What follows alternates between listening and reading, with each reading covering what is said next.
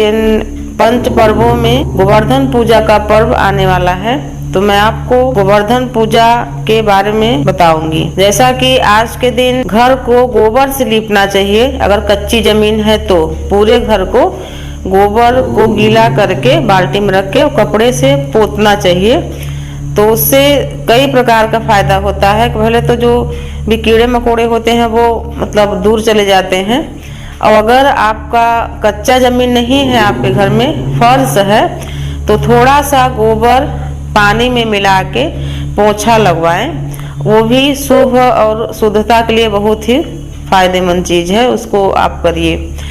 उसके बाद गाय के गोबर से गाय का गोबर थोड़ा ज़्यादा मंगवा लीजिए अगर मिल सके तो उसका गोवर्धन पर्वत के आकार का बना के उसमें एक छोटा सा लाल रंग का झंडा गाड़ दीजिए ऊपर, और धूप दीप अगरबत्ती से फूल से उन गोवर्धन पर्वत को मान के कि गोवर्धन पर्वत जी हैं, उनका पूजा करिए और मेवा और मिश्री का प्रसाद बांटिए। और भगवान श्री कृष्ण चंद्र जी का भी पूजा करिए, कलश रखिए। हर पूजा में कलश रखना अनिवार्य है, जैसा कि मैं आपको बताई हूँ। कलश रखिए और कलश रखने के बाद भगवान श्री कृष्ण जी का पूजा करके आरती गाइए। उसके बाद मैं इस पूजा में ज़्यादा और न बताते हुए मैं गौ माता के उपयोग पूजा के बारे में बताऊंगी। तो जैसे कि आज के दिन अगर गाय आप पाले हैं तो अति उत्तम है, नहीं पाले हैं तो अपने आस पड़ोस में, नहीं तो गौशाला में पूजा करने से कोई नहीं मना करता। गौशाला में बहुत भीड़ लगती है इन दिनों, और तमाम और जो पूजा होता है सालाना गौ माता का पूजा करने सब गौशाला में ही जाते हैं। तो आप गौशाला चले जाइए, एक नई चादर लेकर, लाल रंग की या कोई रंग की नई चादर सूती वो गौ माता को आप ओढ़ा दीजिए। विधिवत पूजा वहाँ गौशाला में जाके, हो सके तो आप पूरा परिवार जाइए, नहीं तो पति पत्नी जाइए गौ माता का पूजा करने। चादर को ओढ़ा के, और सीधी रहती है गाय, वैसे ऐसे वहाँ ग्वाले रहते हैं जो वहाँ सेवक रहते हैं, उनको आप साथ में लेकर पूजा करिए।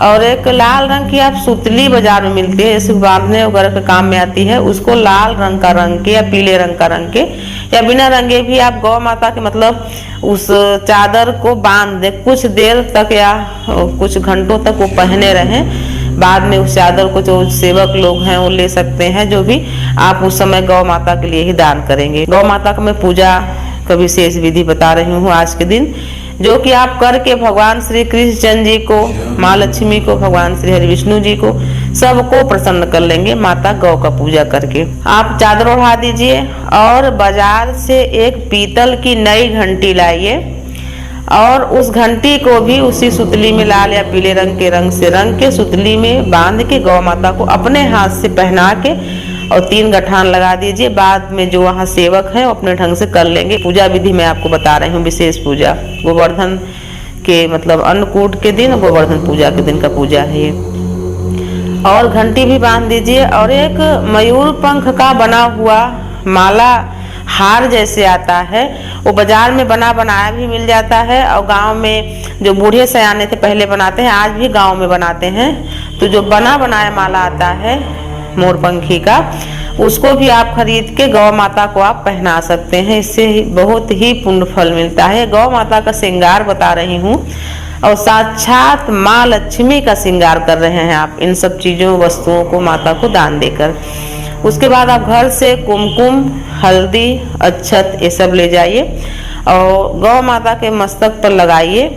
और पहले कुमकुम, फिर हल्दी और चावल का अक्षत लगाने के बाद आप नए चावल का खीर बनाइए। उसको गुड़ का खीर होता है, उसमें दूध नहीं पड़ता, चावल और गुड़ और डाल के उसमें, बाकी और कोई चीज़ नहीं डालता। थोड़ा मखाना वगैरह डालना चाहे तो डाल लें, बाकी घी और दूध और जो गौ माता का रहता है ये सब नहीं डलता उसमें। चावल नए चावल का बना के ठंडा करके, थोड़ा गीला ना रहे, सूखा रहे, तो उसको आप जैसे बांध सके लड्डू जैसे, अगर बंध जाए तो उसको बांध के 5, 7, 3 जैसा भी हो, आप उसको भी टिफिन डिब्बे में किसी डिब्बे में ले जाइए। गौ माता को अगर बैठी हुई गाय रहे तो और ज़्यादा अच्छा है, तो आप उनको खिला दीजिए और थोड़ा बहुत पानी भी अपने हाथ से रख दीजिए किसी पात्र में, अगर वहाँ जहाँ गौशाला में कोई पात्र हो तो लेकर पिला दीजिए। ये विधिवत पूजा है। उसके अलावा घर से बना के आप रोटी या पूड़ी 7 ठो ले जाइए। ये आप दिन में भी कर सकते हैं, पूजा को दिन में ही करते हैं 7 ठो, और उसमें थोड़ा सा गुड़ मिला के हर रोटियों में। तो आप पति पत्नी दोनों जन एक साथ गौ माता का 7 परिक्रमा लगाइए, और जो आपकी मनोकामना हो वो माता से कहते जाइए, और वो रोटी या पूड़ी जो बनाए हो गुड़ से मिला हुआ गुड़ डाल के उनको खिलाते जाइए। ये जो पूजा के बाद जो परिक्रमा की विधि मैं बता रही हूँ, गोवर्धन पूजा के दिन का गौशाला में जाके, या आप खुद गाय रखे हैं तो वहां अगर पड़ोस में कोई करने दे तो वहां भी कर सकते हैं। तो आप 7 परिक्रमा लगाइए, जो भी आपकी मनोकामना हो माँ गौ माता से कहिए। तो आपको इस परिक्रमा से वो फल मिलेगा जो फल की गोवर्धन पर्वत में परिक्रमा लगाने से मिलता है आज के दिन, और जो फल भगवान श्री गणेश को मिला था माँ पार्वती और भगवान शिव का परिक्रमा लगाने से, जो कि स्वामी कार्तिकेय जी तो पूरे संसार का परिक्रमा लगाए थे, लेकिन भगवान श्री गणेश जी माता पिता का परिक्रमा लगाने के बाद उस पुण्य के फल के भागीदार बन गए थे। वैसे आप गौ माता का परिक्रमा लगाइए, साक्षात माँ लक्ष्मी है, और जो भी मनोकामना हो आपका उनसे बता दीजिए।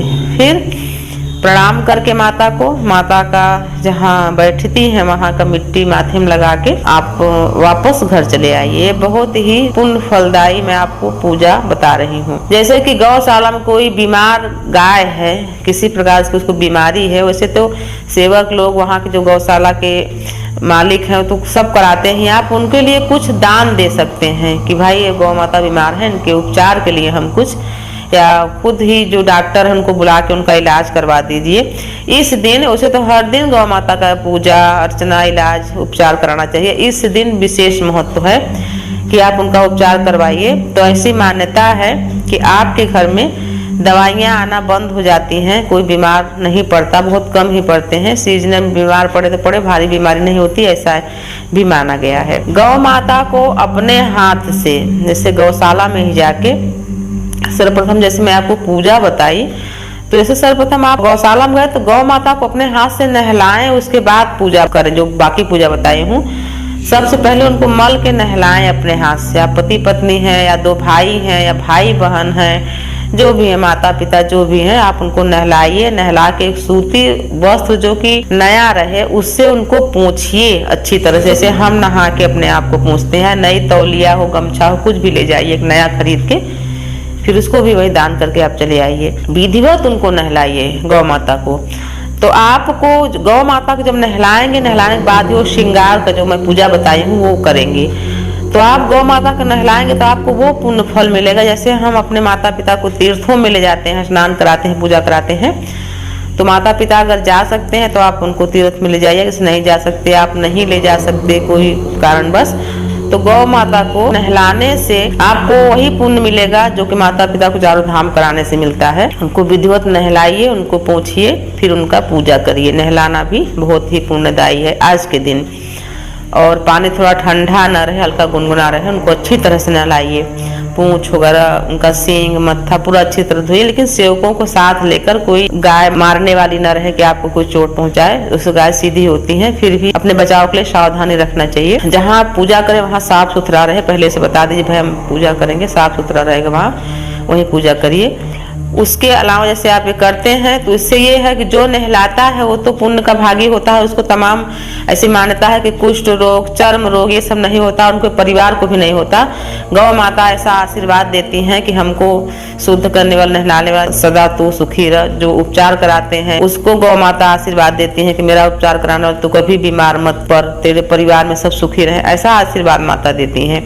तो ये सब शुभ कर्मों को आज के दिन करना चाहिए। तो इस दिन की मान्यता है कि इस दिन गौ माता का दूध थोड़ा सा लेकर जल में डाल के स्नान करने से, जो स्नान करते हैं गौ माता का दूध डाल के, उनका सौंदर्य बढ़ता है, उनका रूप निखरता है। तो गौ माता का दूध डाल के आज के दिन नहाना चाहिए। उसके अलावा गाय के दूध का खीर बना के आज के दिन ब्राह्मण, बूढ़े गरीब ब्राह्मण को, जो गरीब ब्राह्मण हो, बूढ़े ब्राह्मण हो, उनको अपने यहाँ बुला के, या ना आ सके तो उनके घर या मंदिर में जाके उनको पेट भर, एक ब्राह्मण के लिए बता रही हूँ मैं, ये मतलब उपाय जो है, किसी एक ब्राह्मण को अगर हो सके तो आप 2-3 को भी खिला सकते हैं, लेकिन ये उपाय में किसी एक ब्राह्मण को गाय के दूध से बना रहता है खीर, उसमें मेवा वगैरह डाल सके तो डाल दें, और उस बूढ़े ब्राह्मण, गरीब ब्राह्मण को पेट भर खिलाएं। जैसे कि वो ना आ सके आपके घर तो आप खुद उनके घर जाइए और प्रेम पूर्वक उनको भर पेट खीर खिलाइए। हो सके तो पूरी भी खिला दीजिए, लेकिन खीर का महत्व बता रही हूँ। उनको पेट भर खिलाइए। तो एक बूढ़े ब्राह्मण को गाय का दूध है उससे बना हुआ खीर खिलाने से हमको उस पुण्य फल का प्राप्ति होता है जितना हम 100 ब्राह्मणों को भोजन कराते हैं। किसी भी दिन 100 ब्राह्मण को जब हम भोजन कराते हैं तो हम उस पुण्य के भागी होते हैं। उस पुण्य को हम प्राप्त करने के लिए आज एक ब्राह्मण को भोजन करा दें खीर पेट भर गरीब ब्राह्मण को, तो वो पुण्य हमको मिल जाता है। उसके अलावा आज के दिन जो गौ सेवक होते हैं, जो गौ माता का सेवा करते हैं, जो ग्वाले होते हैं, ये भी विधि है कि हम उनके लिए जो गौ माता को हाँकते हैं, जिनको हम डंडा या लाठी बोलते हैं, बांस की बनी रहती है, लाल रंग की या पीले रंग की, उसको सजा के रखे रहते हैं दुकानों में, आज के दिन बिकती है। तो उस लाठी को या डंडा को जो भी है उसको हम बाजार से खरीदें और उन ग्वाले हैं जो सेवक हैं जो गौ को माता को चराते हैं जंगल में ले जाके, उनको दान कर दें।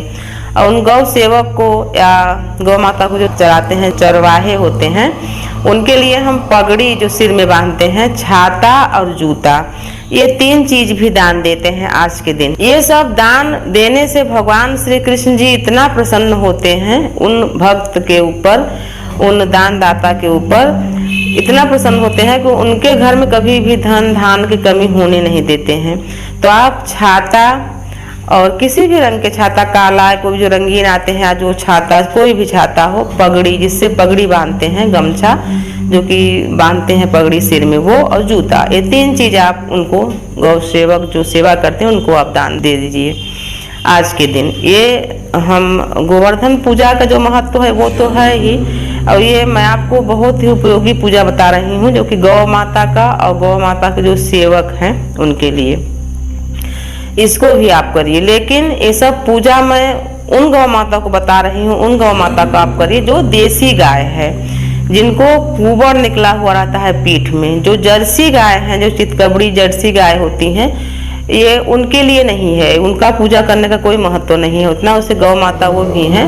पर देसी गाय जो हमारे भारत में जो पाई जाती हैं, क्षेत्रीय गाय का भी आप पूजा कर सकते हैं। जैसे हरियाणा तरफ की गाय हैं, सिंध तरफ की हैं, पंजाब की हैं, वो सब देसी गाय जो हैं, क्षेत्रीय गाय, उनकी भी विधिवत हम पूजा करते हैं जर्सी गाय को छोड़ के। जर्सी गाय में आप देखेंगे कि आप उनको डील नहीं होता है, जो ये कुबड़ मैं बोल रही हूँ ये नहीं होता है, ये देसी नहीं है, तो इनकी नहीं, आप देसी गाय की पूजा करिए। मैं गौ माता का आपको विशेष पूजन बताई हूँ, मैं गौ माता के लिए विशेष पूजा बताई हूँ। उसे आप गोवर्धन पूजा और अन्नकूट पूजा जो कि सार्वजनिक बनाते हैं, जो नए चावल का और नए सब्जियों का, वो भी आप बना के भगवान को भोग लगाइए। लेकिन वो तो सब जानते हैं, मैं आपको गोवर्धन पूजा, अन्नकूट पूजा में गौ माता का पूजा और गौ माता के जो सेवक हैं उनके लिए दान और गौ माता के लिए जो भी दान हुआ वो बताई हूँ। आप इसको करिए और वर्ष में एक बार इसको जरूर करिए, तो आपको वो वरदान मिलता है गौ माता से, जो मैं ब्राह्मण को खीर देने के लिए बोली हूँ इससे, और गौ सेवक का जो ये बोली हूँ दान देने के लिए। तो कभी भी जो ये भक्त जन ये करते हैं उनके घर में कभी भी दूध और पूत की कमी नहीं होती, सदा संतान बने रहते हैं, सदा दुग्ध दधि से, धन से, संपत्ति से उनका घर भरा रहता है। तो आशा है कि हमारे विधि गौ पूजन का जो मैं बताई हूँ आपको काफी लाभ पहुँचाएगा। आप इसको जरूर करिए और हर वर्ष करिए, और आप देखते रहिए आसान जिंदगी। तब तक के लिए नमस्कार।